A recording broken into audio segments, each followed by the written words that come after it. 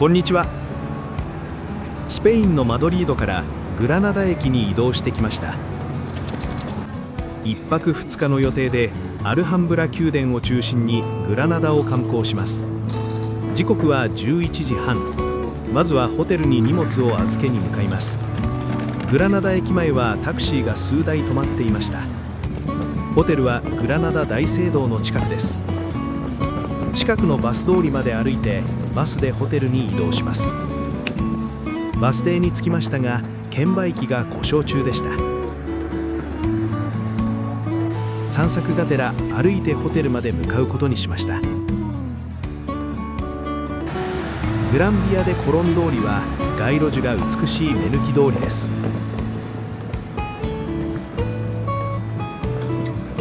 駅から20分ほど歩いてホテルに着きました。ホテルはこちらのイングラテラです。吹き抜けがあり可愛らしいホテルです。チェックイン前の時間のため荷物だけ預けます。早速街の観光に出かけます。ここは市内中心部のイサベル・ラカトリカ広場です。グラナダ大聖堂に行ってみます。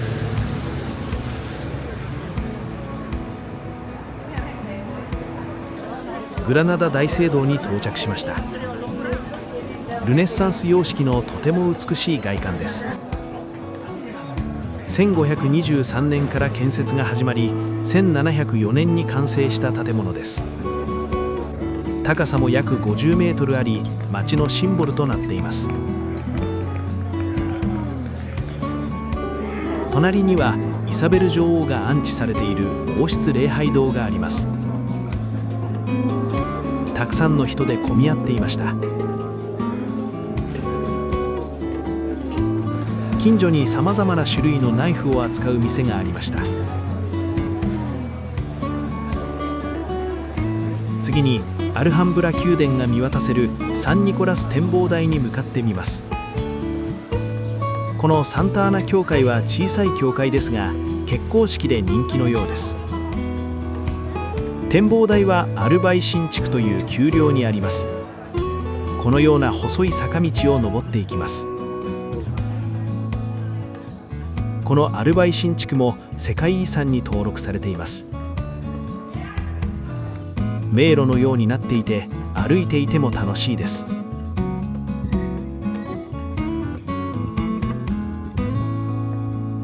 15分ほど歩いてサンニコラス広場に到着しました。広場にはサンニコラス教会があります。見学している方がたくさんいます。広場は高台になっていてアルハンブラ宮殿がよく見えます。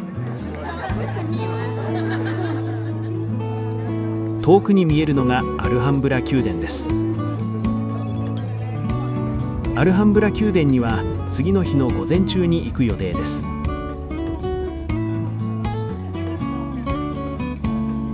グラナダの街並みも見渡すことができます。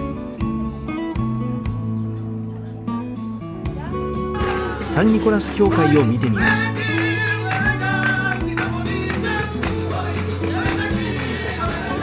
もともとはイスラム教のモスクでしたが教会に転用されたようです。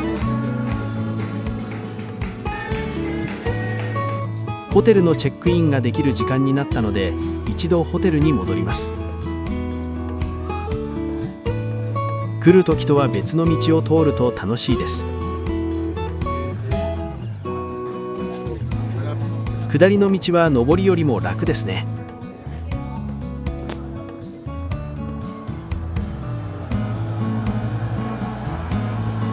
旧市街にあるエルビラ門まで降りてきました。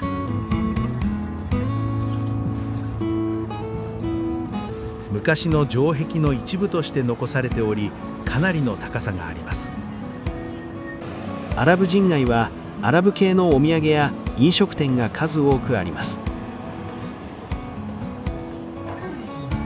ホテルのすぐ横にはバルがあり昼間からにぎわっています。ホテルイングラテラにチェックインしました。2階の部屋です。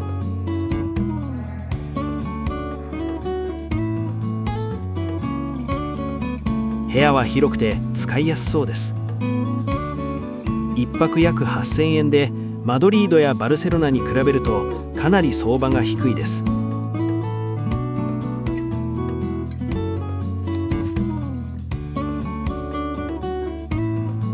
部屋で一休みして遅めの昼食を食べに出ます。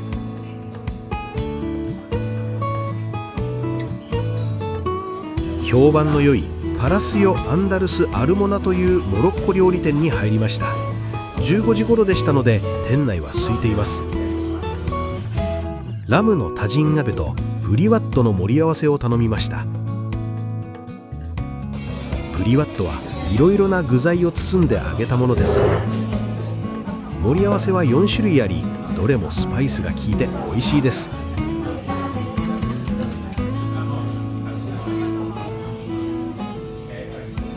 ラムのタジン鍋は塊で肉が入っていました。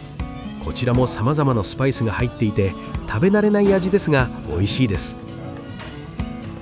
食事を終えてお土産屋を物色します。スペインでありながら異国情緒を感じます。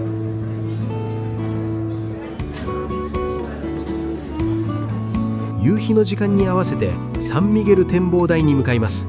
先ほどのサンニコラス広場よりも高い位置にあります。また坂道を登っていきます。サンニコラス広場に立ち寄ると先ほどよりも人が増えています。日が傾いてきたので昼間よりも壁が赤く見えます。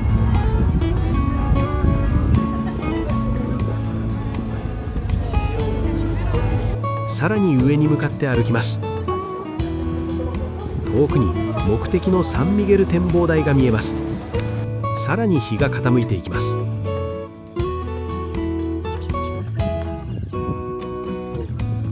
途中階段もあり高度がどんどん高くなっていきます。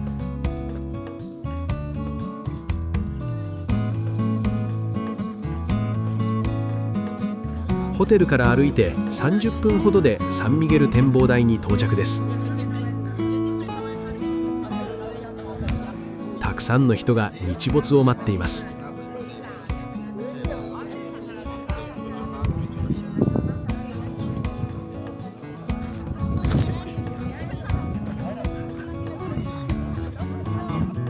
時刻は19時30分頃、アルハンブラ宮殿が見下ろせます。夕日で街全体がオレンジ色に染まっています。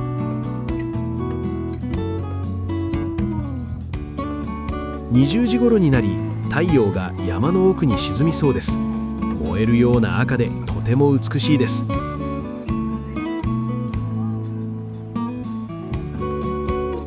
太陽が沈んだので展望台から降ります。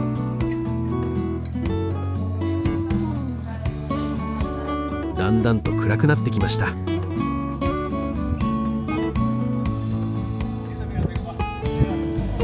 途中この日3度目のサンニコラス広場に立ち寄ります。アルハンブラ宮殿がライトアップされていて幻想的な雰囲気です。広場の前では音楽ライブの準備が行われていました。広場を後にして街中まで戻ります。暗くなってきても危険な感じはありません。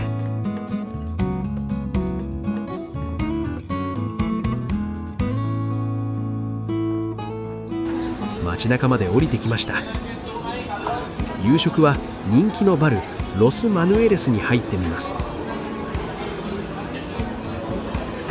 人気店なので混雑していますがちょうど空席がありました。メニューは QR コードで確認できます。まずビールを注文しました。グラナダのバルではアルコールを頼むと無料でタパスがついてきます。1品目は鶏肉の炒め物とポテトでした。2杯目にサングリアを頼みました。タパスはピクルスなどを挟んだパンとサラダでした。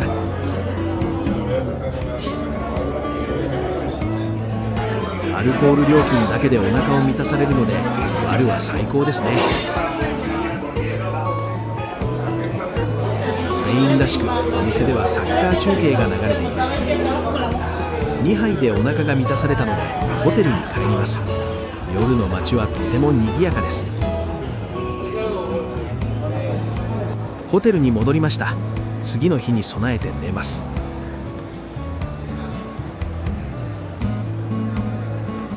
翌朝、チェックアウトして荷物を預け、アルハンブラ宮殿に歩いて向かいます。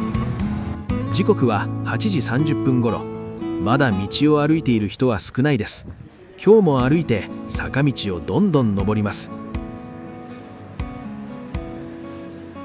アルハンブラ宮殿の入り口の一つ、ザクロの門をくぐります。地図がありました。アルハンブラ宮殿の敷地はとても広いです。公園のようなところを登ります。裁きの門の裏側が見えてきました。水道のようなものがあります。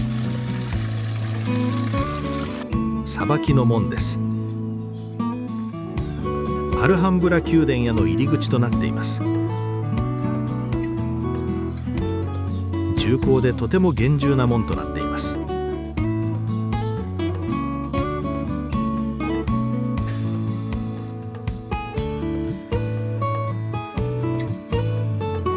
宮殿の敷地内に入りました。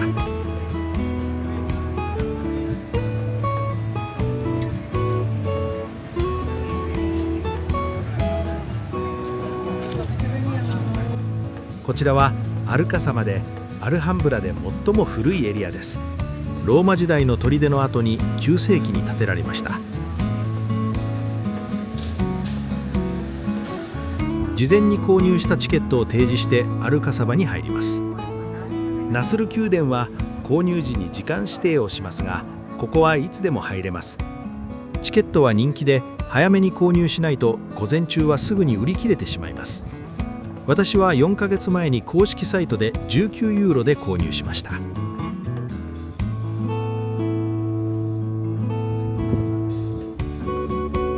アルカサバの中を進んでいきます。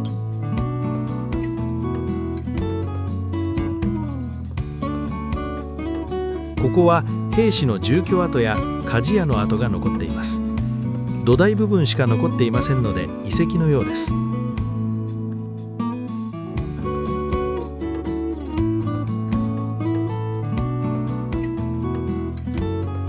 この高い建物はベラの塔です。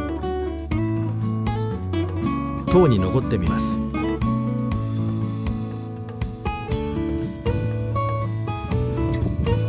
中は階段になっています。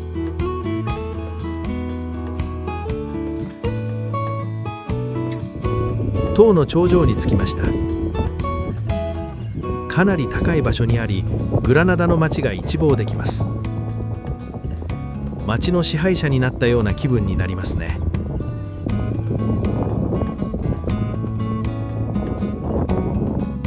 360度、どの景色も素晴らしいです。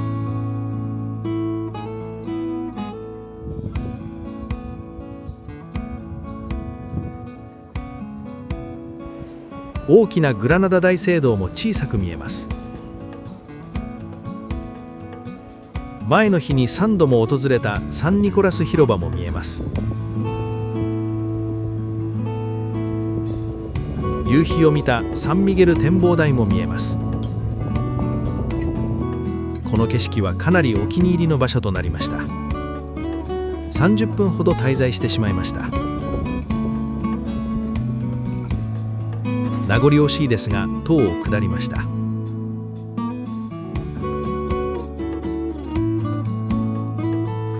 アルカサバを出てカルロス5世宮殿に向かいます。ブドウ酒の門をくぐります。大砲がいくつかありました。猫と大砲、面白い光景です。こちらがカルロス5世宮殿です。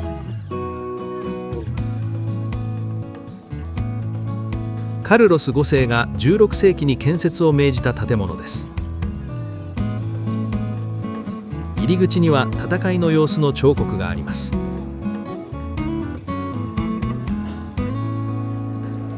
中は円形になっており、屋根がありません。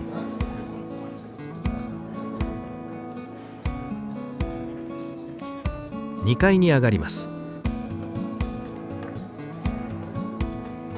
ルネッサンス様式の中で唯一の円形の中庭だそうです。ナスル宮殿の予約をした10時30分が近づいたので入場口に並びます。チケットを提示して宮殿の中に入ります。入ってすぐに SR 級があります。ここで行政と司法が執り行われていました。美しいモザイクタイルと装飾で囲まれています。隣は黄金の間です。とても細かい彫刻が壁と天井の全面に施されています。中庭は残念ながら工事中でした。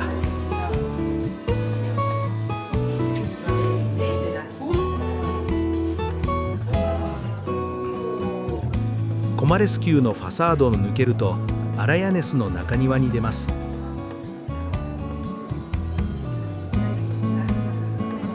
中庭の真ん中は池になっています。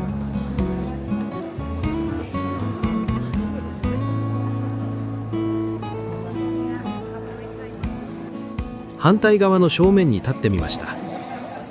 コマレスの塔が池に鏡のように反射してとても美しい景観です。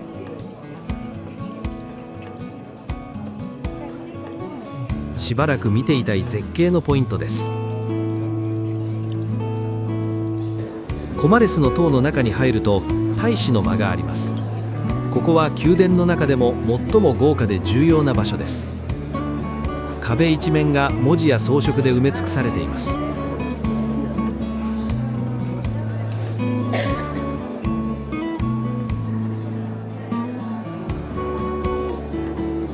細かな幾何学模様の装飾は圧巻です。コマレス宮を抜けて次に進みます。次はライオン宮です。ここは14世紀後半に作られた王の居住場所です。124本もある大理石の柱の空間が美しいです。中には12頭のライオンが並んでいて、当時は水時計として使われていました。アベンセラヘスの間は多数の男性が打ち首になったと言われている場所です。天井が鍾乳洞のようです。打ち首の際の血がこの水路を伝わって中庭まで流れたと言われています。この奥は小王の間です。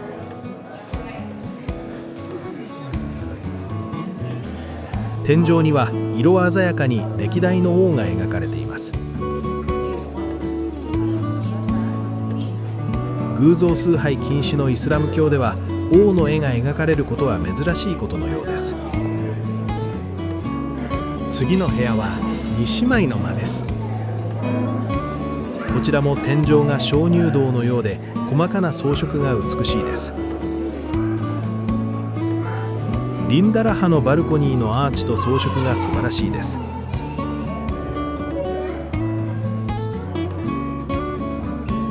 バルコニーからはリンダラ派の庭園が見えます。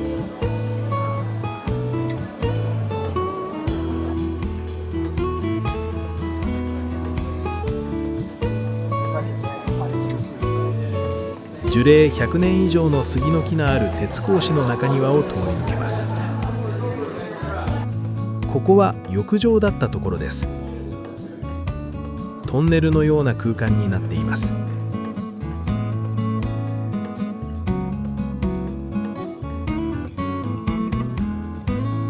中庭を抜けるとナスル宮殿の見学は終了です。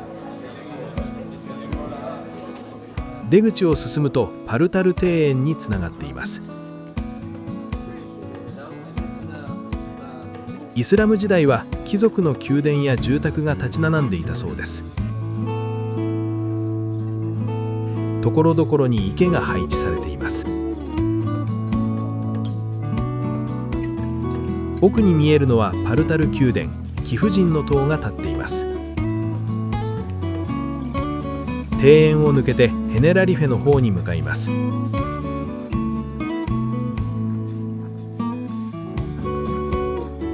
さまざまな花や植物が植えられています。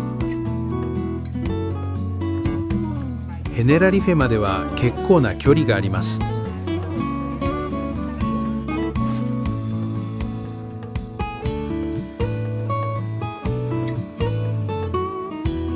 花越しにアルハンブラ宮殿が見えます。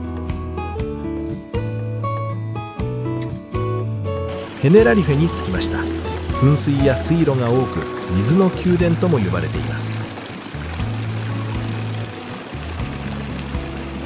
ここは14世紀に建てられた夏前の別荘です。アセキアの中庭では水の音がするのでとても涼しげです。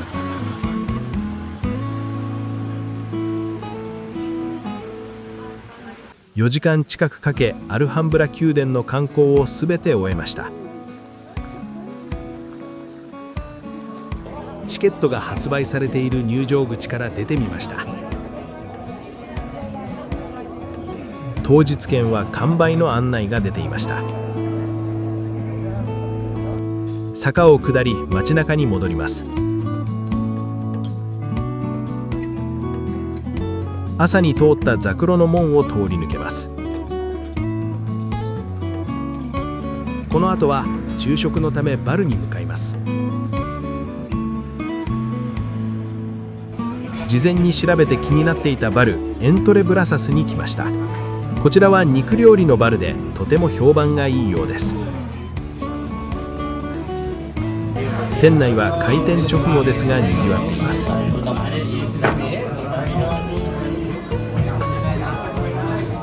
最初にビールを注文しました。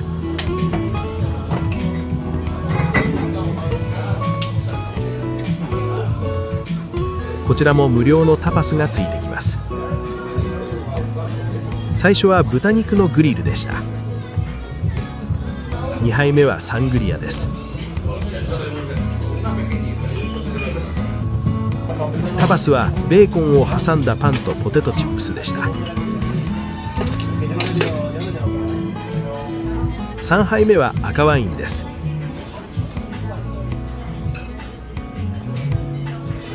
タバスは鶏肉の煮込みでした。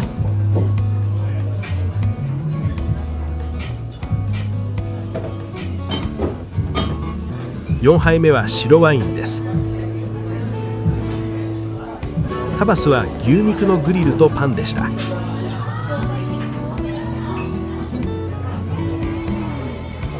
注文はアルコール4杯だけでしたが、タパスのおかげでお腹が満たされました。タパスはすべて美味しくて最高でした。ぜひまた来たいお店ですね。とてもおすすめです。これでグラナダの滞在は終了です。この後はバスで空港に向かいバルセロナに移動します。その様子は次回の動画でご紹介します。